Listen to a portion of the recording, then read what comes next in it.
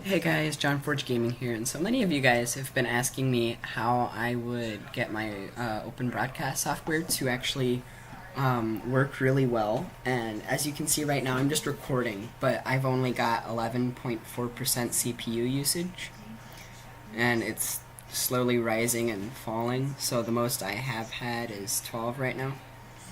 But that's also without any desktop audio, obviously going through, like, if I were to just open up Windows Media Player and start playing just a random song, like TNT right here, the CPU encoding just went up to 12.8, so that's also because it's trying to run Windows Media Player and this, and I'm obviously going to have to cut that out, but anyway, just like have like a long beep there, but it's gonna be TNT. Anyway, so I would go over to File, Settings, and so streaming is obviously what you need. So, well, not always, but you need this if you're gonna like do a live stream. Output is what you need the most, though. So set your, why isn't it? Oh yeah, you can't edit any of this when you're any of this top stuff right here when you're recording. But this is the streaming settings, and here's the recording settings. So also there's audio, but I don't use that because, well, it's audio. Audio isn't that hard to really encode.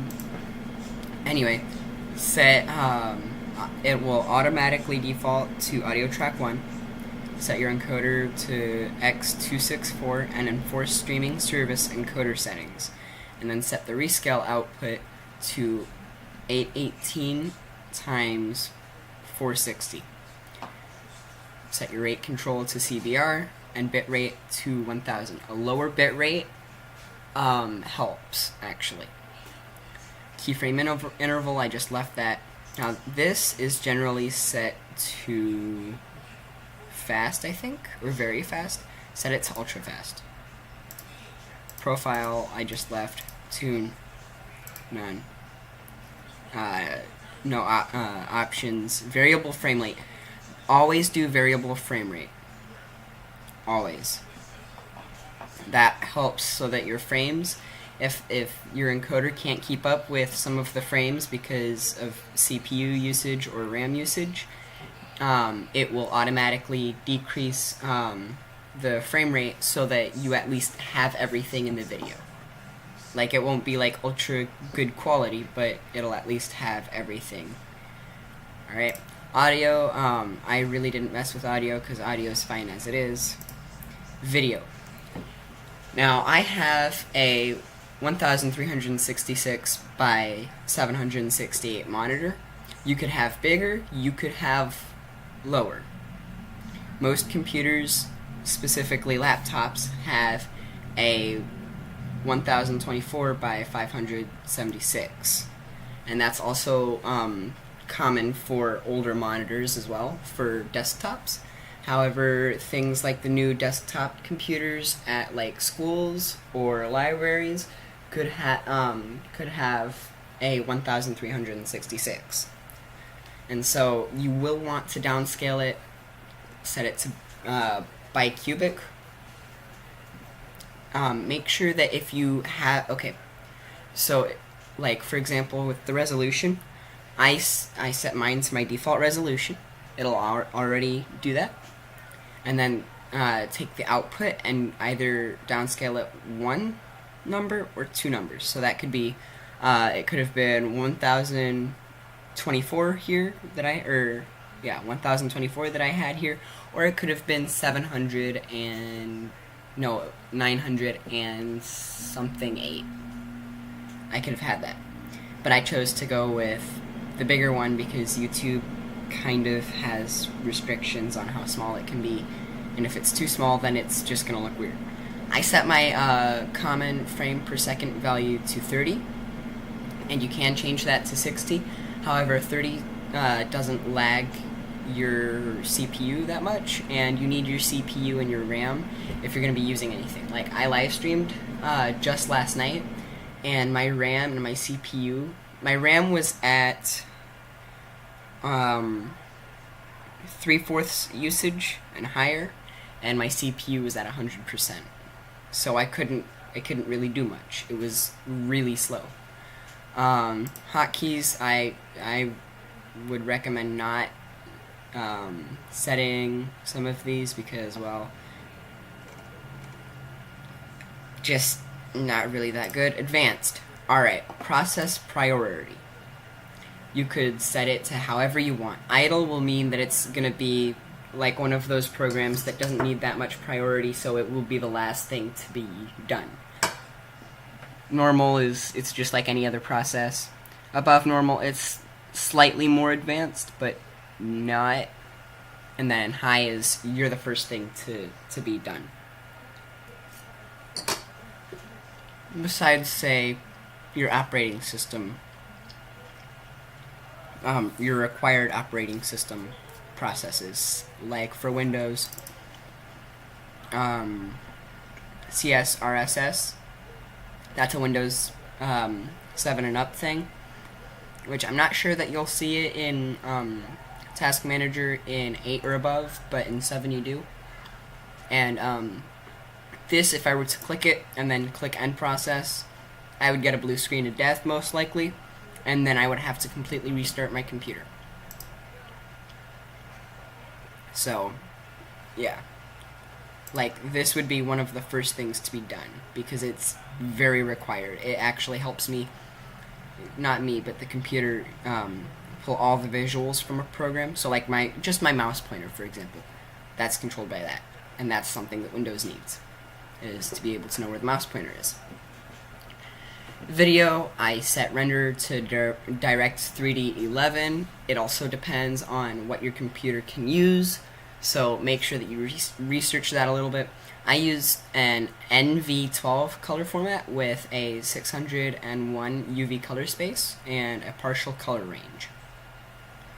I do not have a stream delay, and that's because memory usage would be boosted.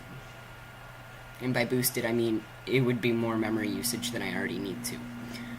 I already have automatically reconnect and network bound, and I'm gonna have to like completely block all of these, but I mean it's not like I'm streaming right now. And that's pretty much all the settings that I have. If you need any more help, guys, just let me know. I will be more than happy to actually help you guys with that. And so, yeah. That's pretty much it. I don't even use the scene transitions because, well, if I were to do that, I would have to, either click these or, just individually go from one to the next, to another one, to one all the way over here. It's just hard unless you use the buttons, and I don't use the buttons because on most games almost all the keyboard is used, and so it's just confusing. So yeah, I mean that could be an issue. So yeah. Anyway, there's also studio mode here, and that's just quick transition. As you can see, it's not really anything fancy that I need, so I don't use it. But yeah, that's pretty much it for all the settings and everything. So yeah, I'm gonna upload this now and let you guys edit your OBS accordingly. Also, make sure that if you can, try to send me the specs of your computer by going to Start, Control Panel, and then I'm just gonna have it by category because most people tend to have it like this. I just don't like it like category. So then you would want to go to, I do believe, hardware? No. System and security, sorry. Go to system and security, go to system, and then pretty much I need this stuff all in the system to know exactly what's going on. And then also Windows experience. I mean, yeah, I've got actually a really good computer, even though it was like 2009 or 8, But yeah, I just need the RAM and the processor, and according to those, I can tell you exactly what settings you need for this. So, yeah. If you need any extra help, like it's not working, send me your RAM and processor info, and that's literally all I need. I don't need IP, or actually I will need graphics card if you can tell me about that. But that's literally all I need. I could help you with this in any way possible. Like, back in settings for graphics card, it would be video, so I could actually help you with, say, not the resolution, but like with the render, because my graphics card does support direct 3D, but say my brother's graphics card couldn't support this because it was like 2005 and it wasn't made for direct 3D like most are today. So like he would have to choose a different renderer. So yeah, you just let me know that and I can totally help you with absolutely anything that you need help with. So I'm gonna stop the recording now so that I can edit this and then get it all uploaded and then have you guys tell me if anything's up or anything. So alright, John Forge Gaming out.